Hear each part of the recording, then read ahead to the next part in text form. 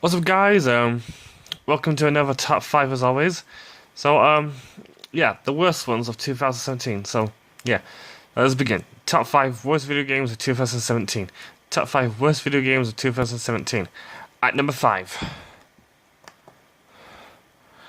Star Wars Battlefront 2. Now, after Star Wars Battlefront 1, which it was okay. Everyone was excited for this. Everyone was excited for the sequel, and so was I.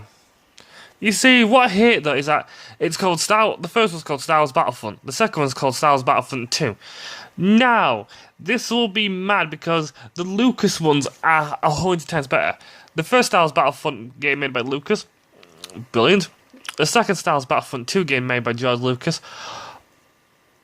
masterpiece. It was a masterpiece on the PS2. And when I heard they was making a sequel for the other Star Wars Battlefront game that EA's made, I thought, maybe this will go well. Maybe this will go well. I was wrong.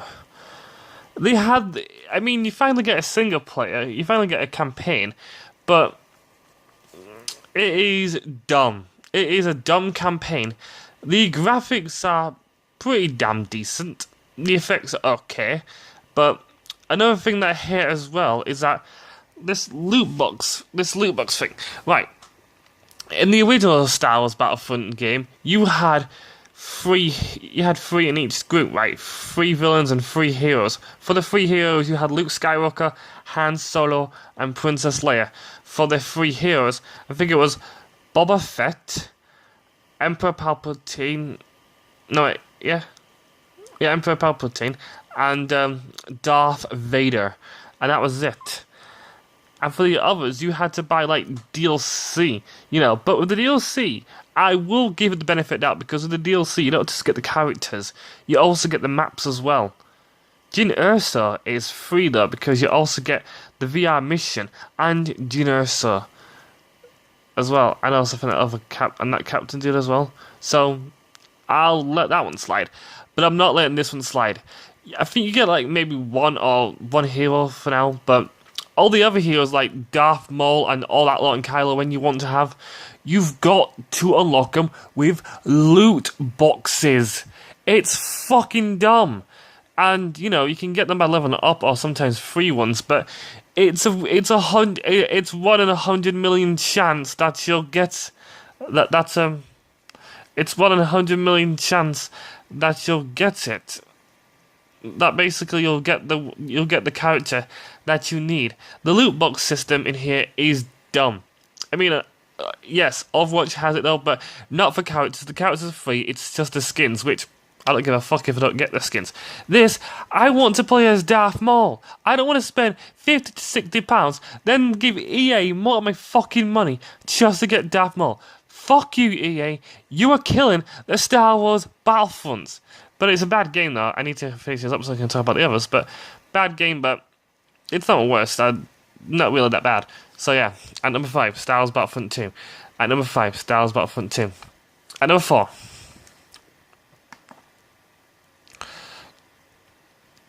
Destiny 2. Now, if anything, there are games out there that don't deserve a sequel. This is one of them. This is one of them that did not deserve a sequel.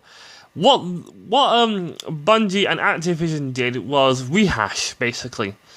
It's the same combat, the same clunky controls that you know and love, maybe 1 or 2 new classes, a different story, almost all the same characters. Is this a sequel? No. It is dumb and pathetic. This was one of the worst games ever. I do hate the first Destiny game, but I hate this one more. I will admit, one of the cool things, it's got that guy from Castle, which I'm not a big fan of the TV series though, but his voice is pretty damn cool. I forgot his name though, but it's got that guy from Castle, and well, he's a good voice actor. It is a pretty bad game, mate. It's still a fucking shame, but nothing wrong with to talk about this piece of shit. Just the exact same rehashed game over and over again. So yeah, But yeah, at number 4, Destiny 2. At number 4, Destiny 2. At number 3,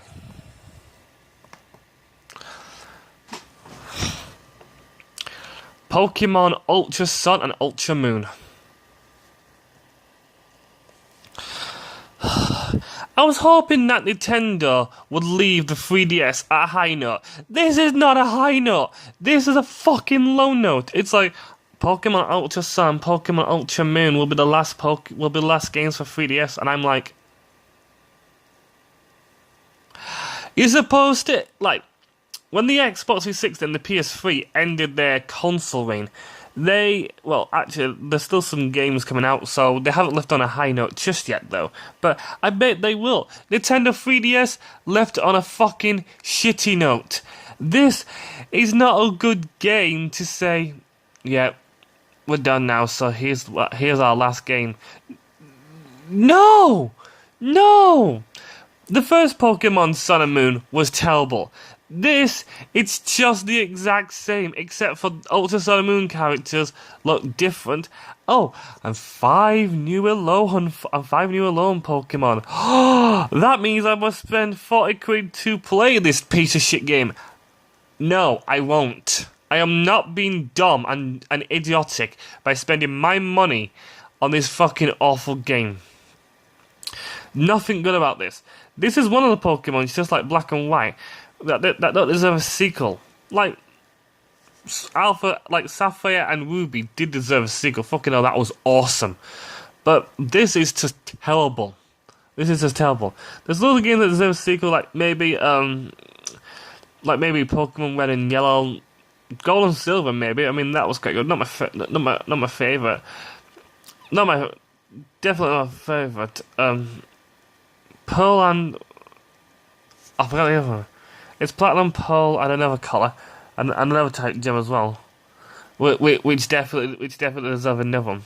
Black and White didn't. No, it was terrible. X and Y deserves to have Pokemon Z, but you know, Nintendo's like, we are game. That's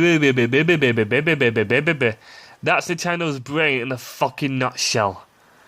They don't even know what the Pokemon fans want. Unless Pokemon fans did want this, then oh god, I'm a Pokemon fan. I'm a Pokemon fan, and I don't fucking want this. I want to like Pokemon Z, or maybe another like Pokemon thing to do Pokemon Pearl and Platinum. Oh, and Diamond. Diamond, that's what it is. Pokemon Diamond, Pearl, and also Platinum. Something to do with that. Remember that then. That'll be awesome. But no. Nintendo's like, go fuck yourselves. And go fuck yourselves as well, Nintendo. But yeah, it's a bad game, it's not the worst. So yeah. At number 3, Pokemon Ultra Sun and Ultra Moon. At number 3, Pokemon Ultra Sun and Ultra Moon. At number 2, Mass Effect Andromeda. Now, the other Mass Effect games are bad, but where do I begin with this one? Oh yeah! It was made by EA! Do we need to say more? No, we don't. This year, the games for the few years it's been relatively okay, but this year, EA's games have been fucking awful, and this is a prime example. Why is it so bad? It's got the worst voice acting, the worst controls, the worst story imaginable, and to top it all off at the buttercream, let me just tell you this now. It's got the worst animation CGI thing ever. I'm not sure if you've seen clips of it where it had like bogged out and crappy animation, and EA's like, we fixed it. And it turns out, no, they haven't. They don't know how to fix their bullshit. Don't know how they can fix their bullshit. Give us a fucking refund for this game. Oh, but they won't, because EA are greedy fucking cunts these days. They even got rid of a great thing known as Visual Games that brought us the awesome Dead Space sequels. Mind you, Dead Space 3 wasn't that great, but Dead Space 1 was good, and Dead Space 2 was better. It was fucking awesome. But no, EA's like, we don't need Visual Games to help us to make any more games. Apparently you fucking do. Apparently you do, guys. Star Wars Battlefront 2, Mass Effect Andromeda. Do I need to go on? No, I don't. I think the last good EA game they made was Battlefield 1, and that was it. That was the only good EA game they've made, and that was it. They just gave in. I'm scared for EA now because they're going down the shit path, like Activision. Activision was doing good, now they're going down a shit path. Why can't companies be like Naughty Dog? Naughty Dog's still doing very good. I mean, Ubisoft's not doing that great, but Telltale's games better than anyone, but not better than Naughty Dog, but still doing good. But yeah, need to get on to talk about the last one. So yeah, at number 2, Mass Effect Andromeda. At number 2, Mass Effect Andromeda. And my number one worst video game of 2017 is Call of Duty World War II. You're gonna get a lot of hate for this, but why does everyone love this game? What's good about it? What is good about this game? I tell you what, nothing. Nothing good about this game. Everyone's like, oh my word, finally we're getting a Call of Duty World War II game. We've never had one of those. You've never had a Call of Duty... Have you played the old Call of Duty games? I will admit, the old Call of Duty games were, meh, not my favourite though, but the original Call of Duty World War II type game was better than this. It wasn't awesome, but it was better than this piece of shit. It was definitely better. This game was terrible. Terrible, terrible, terrible. It's even got the worst trailer ever. Right, this trailer starts off with a white guy in a cab, and this black guy comes in. This white guy's like, so where do you want to go? And this black guy's like, must be his friend though, because he said, Call of Duty's going back to World War II. And the guy's like, really? So then, they went to go to like a court place where a girl was doing like a court case. Where a girl was doing like a court case. And then she just left the place to go with her two friends, the white guy and the black guy. Yeah, you know, because I'm guessing it was like a squad thing. So she left her job to go play Call of Duty World War II. What the fuck? If I saw someone do that in my workplace, I'd be like, you leave, you're fucking fired. Why didn't anyone stop her? Was everyone just like, well, she's thrown her life away. Guess we need to hire someone else. She's definitely fired after pulling that stunt. And the guy, I bet he didn't even finish work before those taxi jobs. So that means he's lost his taxi job. And that means that black guy's made sure those two people have lost their fucking jobs. So basically, they spent a lot of money on the Call of Duty game. Now, they'll probably be able to play for a little bit online before they lose all their fucking money because they've gotten fired for sacrificing their jobs for this. It is not worth it. If you want a good life, stay at school, stay in your jobs, and don't buy this. Hell, do you want to know something?